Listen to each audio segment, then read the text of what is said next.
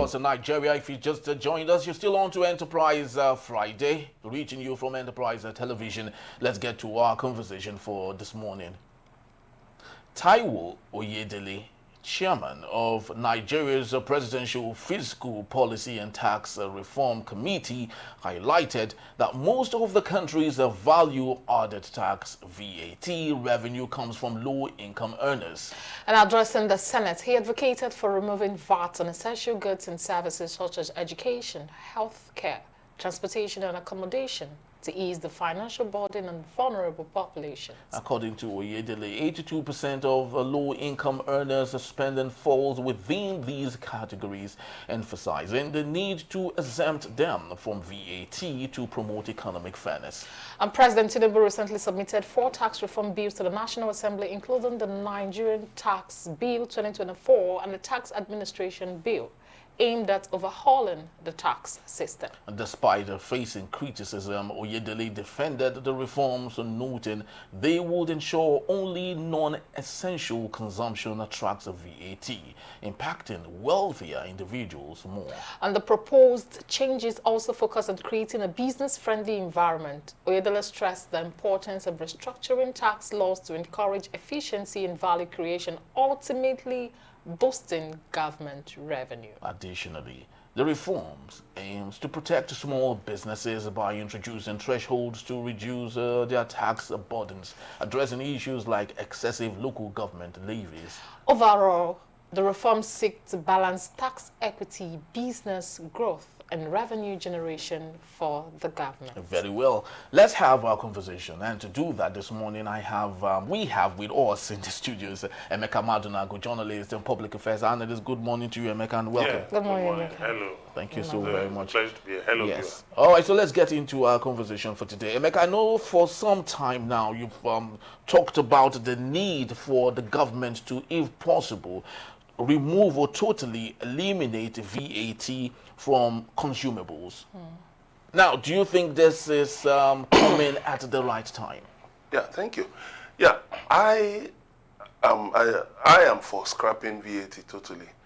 But the interesting thing is that the Tinubu administration has now elevated VAT to a level where it also wants to eat from it. VAT is actually supposed to be consumption tax, and consumption happens at the local government and state levels, not at the federal level, because the presence of the federal government, is more, the physical presence of the federal government is limited to just a number of areas across the country. So much of the country, you have the states and the local governments.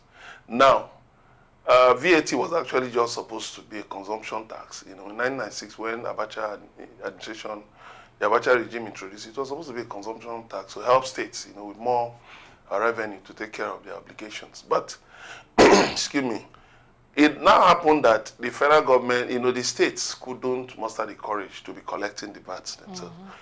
It wasn't until Tinubu, as governor of Lagos State, started pushing for fiscal federalism. And then gradually Lagos State started charging sales tax. The matter went to court and here and there, But the thing is that it's the Federal Inland Revenue Service that is, in charge of collecting tax, the value-added tax. But as far as I'm concerned, what is the value addition in VAT? I don't see any value addition, because all you just do is just to elevate consumption to a different, call consumption a different name. It's basically about consumption, But in this country, people pay over 60 taxes and levies, businesses, and that is why you don't see much of economic growth. But I would have loved a situation whereby, if you're talking about VAT, exempting the lower levels and taxing the rich more, I think it's anti-market. It's not a pro-market idea, because it's the rich that employ the ordinary man on the streets. Now, when you tax the rich more, they will simply pass the burden to their, to their customers, to their employees. So what you're trying to say now is the purpose for this tax reforms will not be met with the way it's been? No, why not? It's the government. They will achieve success. After all, they've been able to assure the states that, okay, fine, the VAT they will incorporate what some northern states I'm talking about, VAT by attribution, they will incorporate that into VAT by derivation, you know. So what I'm talking about is that the idea that you have to tax the rich more, I think it's not a progressive idea. Because look at Donald Trump, the president-elect of the United States, he has said there will be tax cuts, you know. So when there are tax cuts, people who have more money, you will encourage them to channel money into more, you know, investment schemes. True. But if all you're trying to do is to just cut money from them because they have more money, then what you're doing is that you are discouraging the incentive. You are removing the incentive for enterprise. And that is counterproductive. You know, if somebody, you know, has to, I mean, like when people say, excuse me, oh, there's money in this country. Why do you say so? I drove, you know, through one street and I saw cars, people were enjoying them. I said, look, the economy must move, the wheels of the economy must roll, basically through consumption. Now, those people can afford it. You went to one side of town. Why not go to the other side of town where there's no power supply, there are bad roads, you know? People cannot even get, you know, to feed themselves, not to talk of get money, you know, to enjoy and, you know, indulge in some of those pleasures. So we need to balance our view. This is not a communist state. It's not a socialist state. We are running a market-driven economy, like the government says. So we must ensure more productivity against using class, you know, to introduce taxes. That is where, you know, I see a lot of people disagree with Taiwo Oyedele. It's, you know, making it look like this is a socialist state, you know, where, okay, the more money you make, the more you are taxed. No, there should be more productivity. More people, like what China did, more people should be onboarded, you know, to higher levels of prosperity. Let's talk about poverty as a different, as a new conversation. That if you are poor, it is not because you don't have food to eat, it's not because you don't have a roof over your head. It's not because, you know, you cannot send your children to school, but because you are at an income level that can be said, you know, not to permit you to have certain kinds of access to certain kinds of things. Maybe like a holiday abroad, maybe like going to the gym, to the spa, you know, maybe like, you know, affording a brand new car and things like that. Let's, you know, recategorize these things. But if we talk about poverty, you know, in terms of people who cannot feed, you know, the global standard of, you know, $1, some people cannot afford $1 a day. Some people cannot afford up to 1 hour of work a week.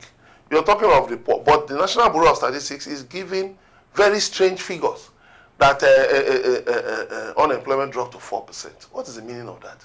There are people who cannot get up to 1 hour of work. There are Uber drivers who drive round and round. They cannot get booked for 1 hour in a day. Well, what do you see them doing? And the You see them, of course, you see them carrying passengers on the road. Now, if somebody cannot get up to 1 hour of work in a day, that person is basically unemployed and underemployed. So you cannot add that to the statistics that because government gave out rickshaws, Kurupe, or gave out rickshaws, Keke Marwa, or Kurupe, then that means jobs have been created. No, you have to look at the overall productivity, you know, index of the economy. Okay, now talking about the overall productivity index of the economy, and now they're trying to bring in VAT where they will charge the rich more. Can we say that they have the data to actually implement this policy? That is the problem. Because we have a country where most times they come out and talk about the policy they're about to implement without the process or the structure through which they want to actually implement this.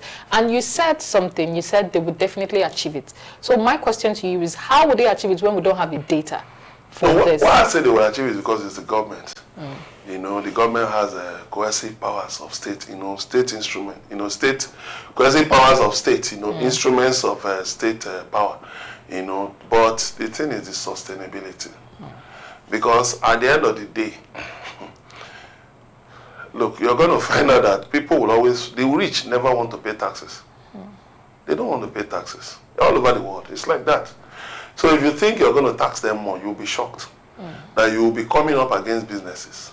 If I'm a billionaire, you will never trace one kobo to me. There are many billionaires like that. You can't trace one kobo to them. Yes, if you tax them, you want to tax them, they maybe pay capital gains tax. If they sell their shares and they make money, automatically capital gains tax is, deducted. Withholding tax is deducted. VAT is deducted, but not from them. The stockbroker takes care of that. And that's why you see in many developed countries, the rich own equity.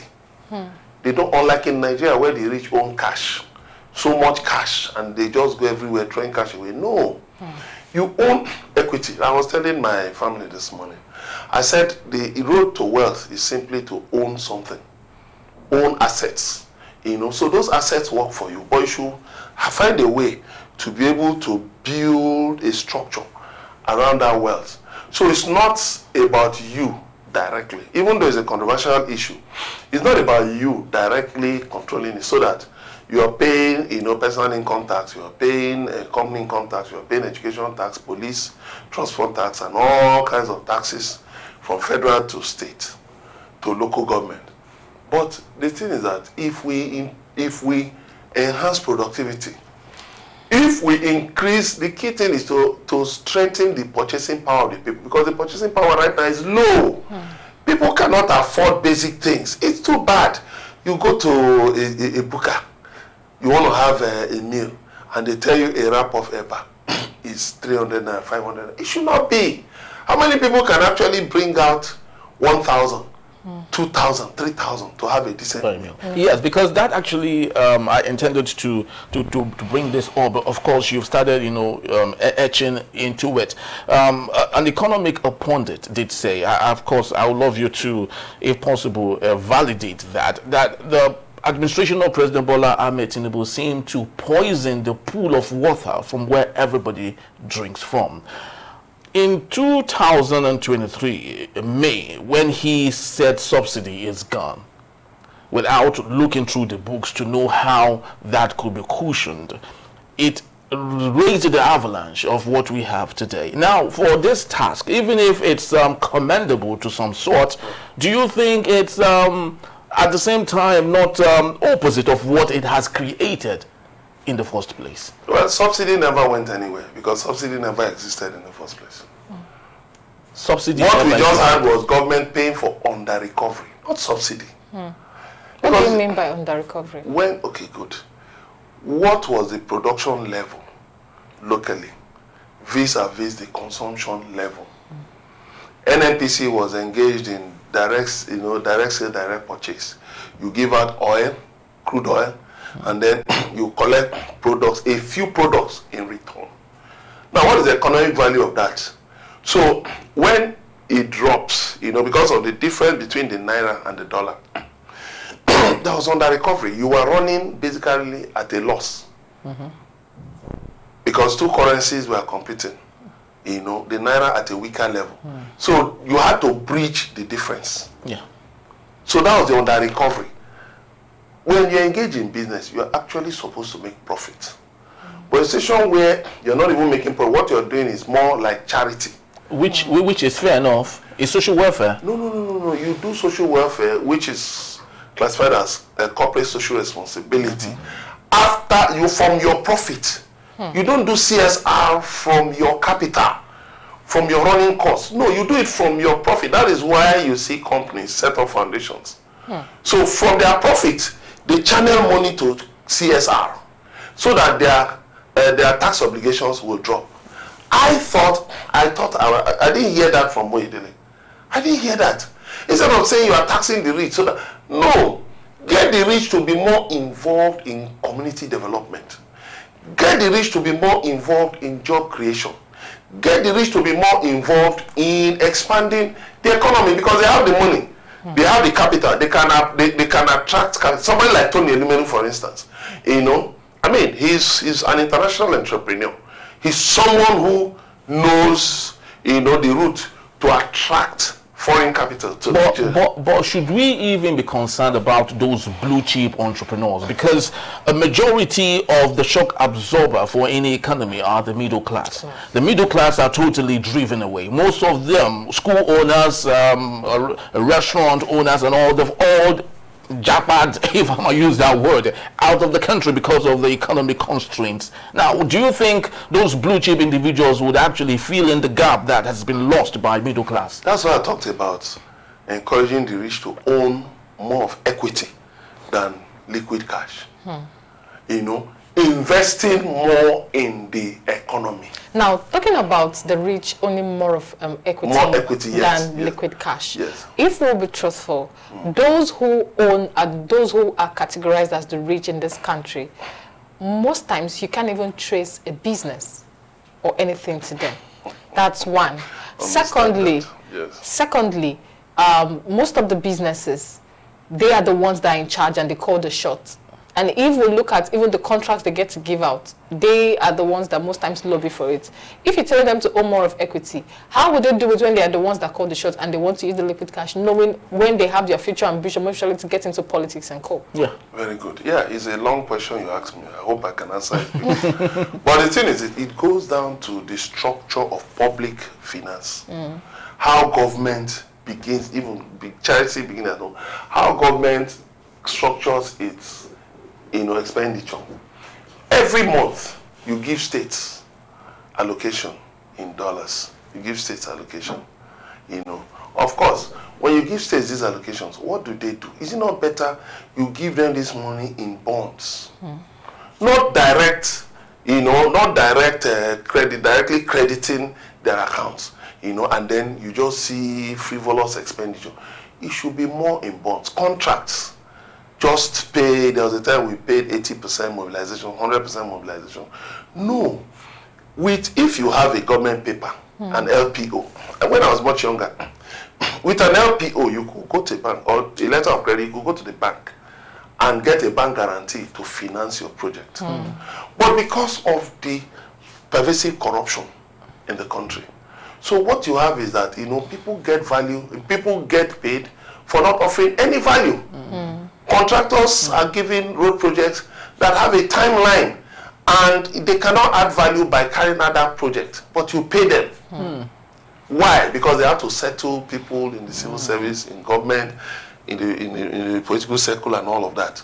So when I talk about equity, it's not something you can force. That's why I said this is not a socialist or communist state. It's not something you can force. What you do is that you create different schemes, like all these schemes. You have savings bond, the Euro bonds, some of these investment schemes here and there, through which the government can finance its own expenditure. And then again, you encourage financial institutions to play the real role of.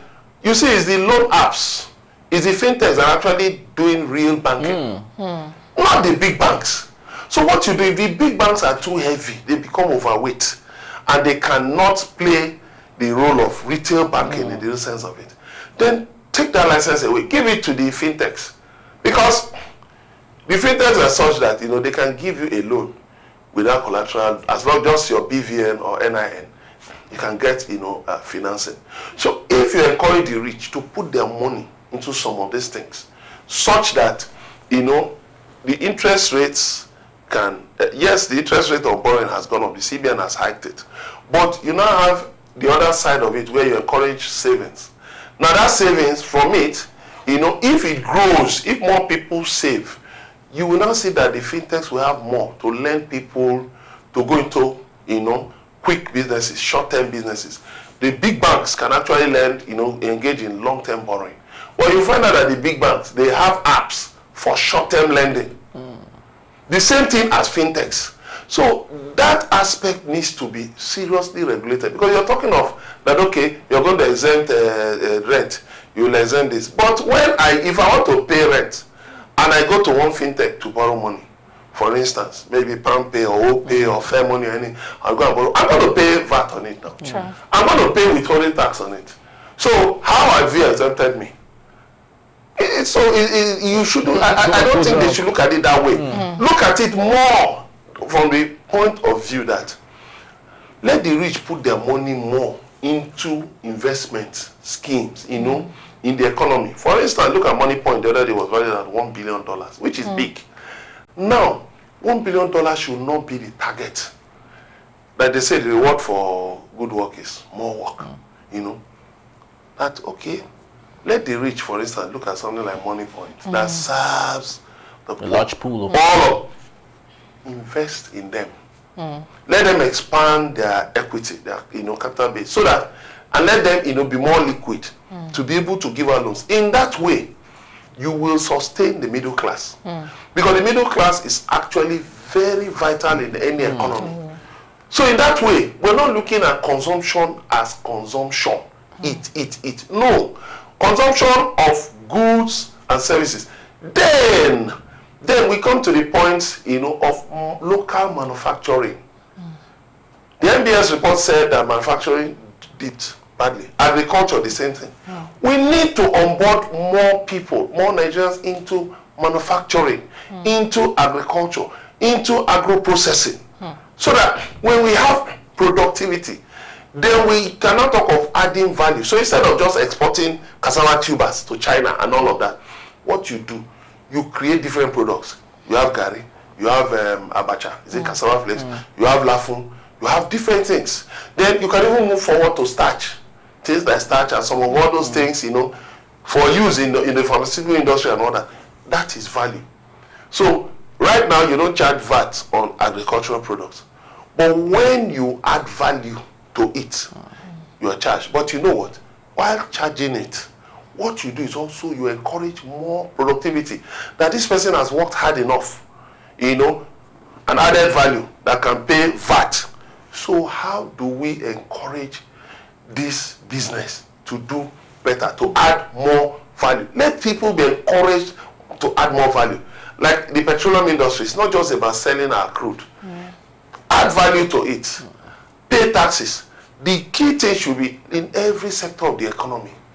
Let people add value. In education, don't just teach children A for apple, B for ball, C for calendar. No. Teach them about, AI, for instance. Let their appreciation of ICT be deeper, such that these children can actually look at in China, high school children fabricate phones and all of those things. That should be the target for a developing nation like Nigeria, such that we can earn so much money from different levels and make people more productive. Yeah, very true. Chioma, it's not like we do not have well-grounded, very intelligent economists in Nigeria to help see through some of these things, but unfortunately most of them are politically hypnotized. True. That they do not see the truth any longer. Very true. Yes. And it's one thing to be politically hypnotized. It's another thing to know you are politically hypnotized and want to go for medication, and they don't get to see that. They don't get to see that. And when we have so many of such kind of people, why wouldn't we have an economy that is in shambles? Thank you so very much, Emeka. Thank you so much for being part of our show today. We truly do appreciate you, Chioma. Thank you as always for being a great co-host. Thank you so much. Yes, and to you, we love to say thank you. Thank you so very much once more for being part of our show today, but please do well to visit us.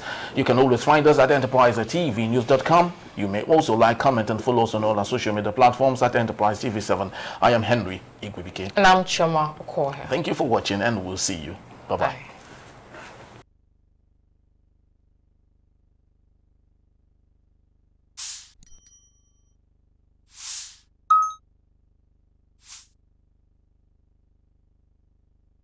Tilo.